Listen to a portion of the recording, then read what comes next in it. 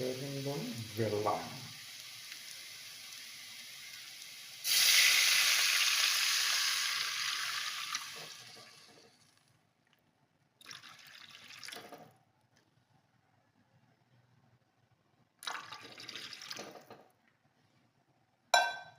മുക്കാൽ കപ്പ് വെള്ളം ഒഴിച്ചു.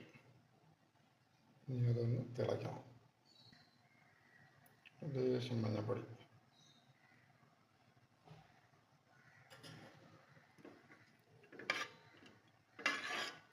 ചെറിയൊരു കളറിന് വേണ്ടിയിട്ട്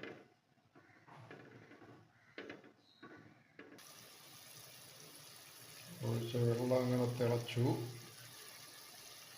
ഞങ്ങൾ ഇട്ടു, റവ ഇട്ടു.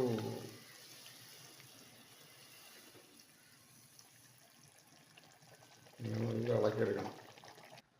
അപ്പോൾ അതുകൊണ്ട് ഉപ്പുമാവ് റെഡി. സംഭവം എന്ന് വെച്ചാൽ നമ്മൾ വെള്ളം കൂടിപ്പോയ സംഭവം പൊടി. മഞ്ഞൾ ചേര ഇട്ട് കഴിഞ്ഞാൽ കളറും കിട്ടും, വെറൈറ്റി ടേസ്റ്റ് ആയിരിക്കും. തോന്നി കണ്ട ഉപ്പുമാവ്.